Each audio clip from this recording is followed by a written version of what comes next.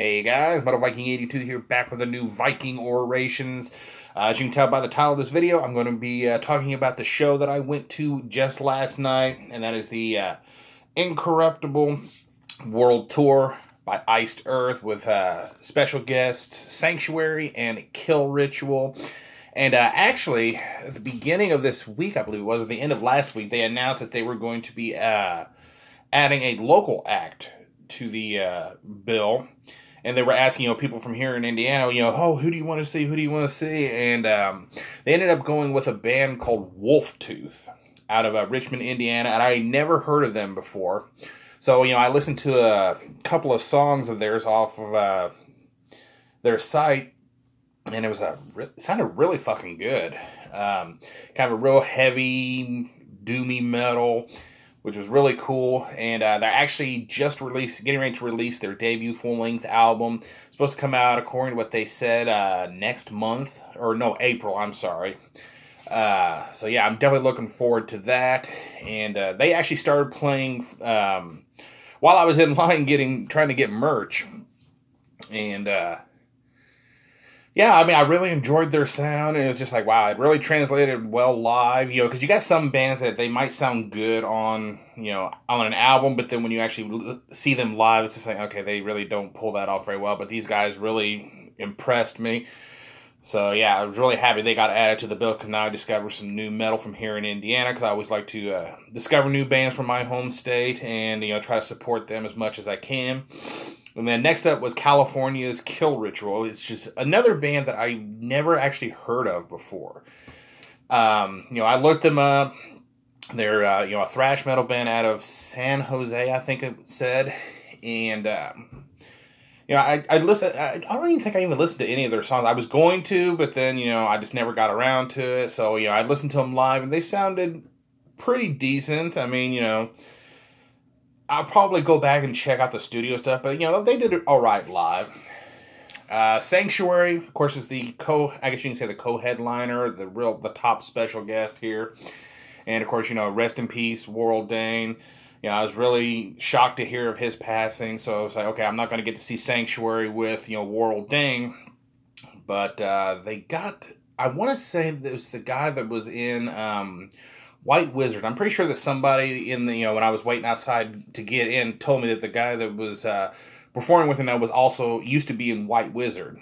And I gotta tell you, that guy can hit some high notes. You're sitting there looking at him and say, oh my God, how can he possibly do that? But he was very, he had a definite, swagger about him when he was on stage, and he was interacting with the crowd really great, and the band members, and of course, they talked about Warrell, and he said, they felt that he was definitely watching over them tonight and everything, and that was really cool.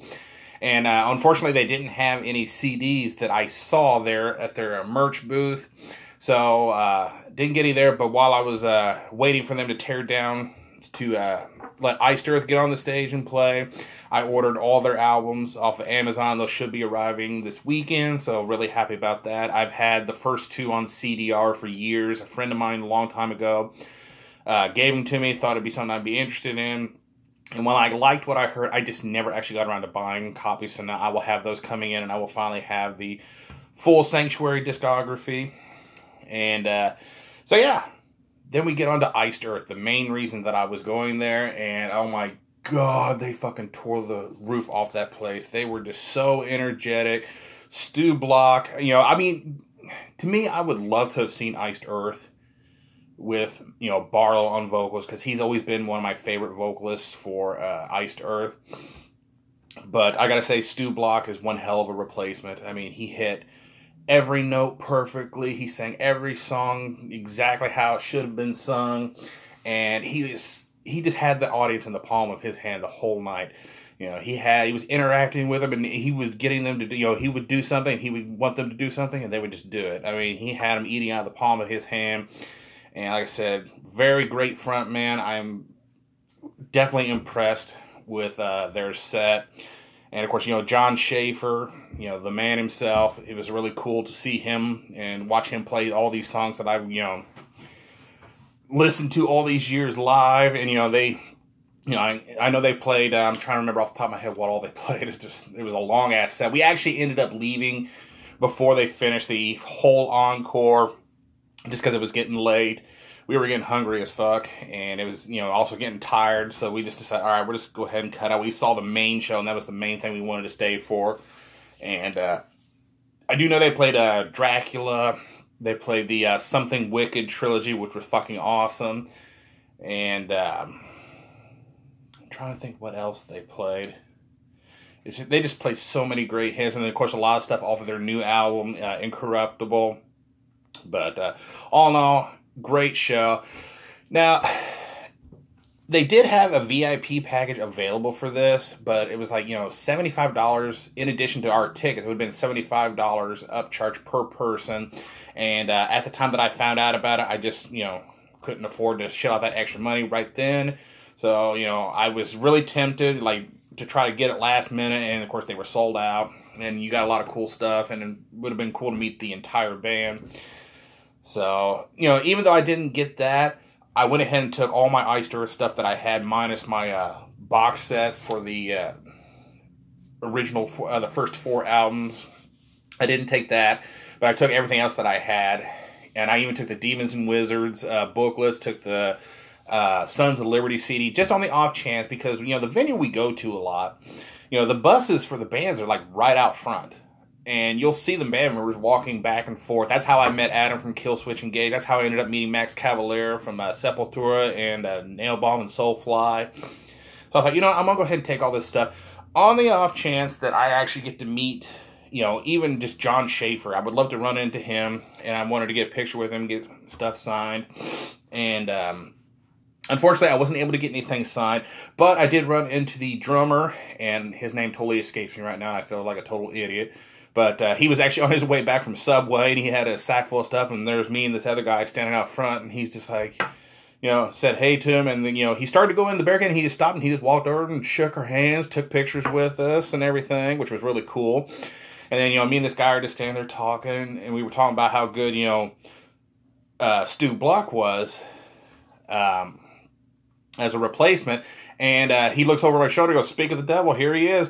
Turn around, here comes Stu Block walking out. He's like, "Hey, what's up, guys?" And, you know, we shook his hand. Really super cool dude. Got my picture taken with him. And then, you know, both times after after he walked away, I thought, fuck. If I could only, you know, because I had all this stuff in my pocket, if I'd only been able to just, you know, hurry up and pull out my booklets for, you know, that they were on and have them sign it, that would have been cool. But, you know, I wasn't able to get it, you know, dig it out in time, and I just, you know, totally spaced it, I guess. Just, you know, the fact that I actually got to meet them. And then a few minutes later, here comes John Schaefer out. And I actually said something worse, which when I said it, I couldn't believe the words came out of my mouth, because, you know, he comes walking out. I was like, "Hey, John." And he just stopped me. He was like, "Hey, what's up?" I was like, "How you doing?" Said, "You know, it's great to meet you." And, you know, we went over and I shook his hand and everything. And I was going to try to get a picture with him, and I was going to try to get my stuff signed, because that was what I came there for, besides to see the show. I was hoping that I would run into him and get all my shit signed. But then I realized that his family was actually, like, right behind me, a few feet away, and he was coming out to meet them. And I was just like, okay, it's family time.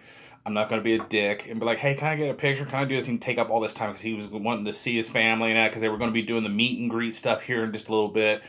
So, didn't get to get my stuff signed, didn't get a picture with him, but I at least shook his hand. I said hi to him and everything, said, "Hey, great to meet you." So, I'm happy with that. So, yeah, now, on to the merch. Wolf Tooth, the local act, like I said, their album does not come out until April, but I did pick up a little something. They actually threw in a bunch of stickers here, and I got 3, Tyler got 3, but I did get a really awesome shirt. So, you know, $15 for a shirt, especially in a 3X, I'll take it. And like I said, gotta support indie metal. Definitely gonna be picking up their album once it finally comes out. And the big thing I always worry about when I go to shows is, are they gonna have my size? Are they gonna have a 3X and stuff? Because, you know, it's just like the last show I went to, Killswitch had 3X, Anthrax had 3X, and I was wanting to get something from Havoc besides the CDs that I got, and all their shirts only went up to 2X, so I was disappointed there. But thankfully, everybody else went up to 3X. I was actually thinking the Iced Earth stuff, you know, I wasn't going to be able to get any, because all the signs said, you know, 2XL, and I'm like, damn it. I was like, you know what? I could just get a 2XL, cut the sleeves off like I did here, and wear it anyway, because, you know, I want an Iced Earth shirt. And when we got up there, the guy was like, hey, he said, despite what the sign says, that everything goes up to 3X. I'm like, fuck yeah. So I actually ended up, thankfully, getting a Sanctuary shirt. Got the logo there. And they had a couple of really cool designs, but I really wanted this one here.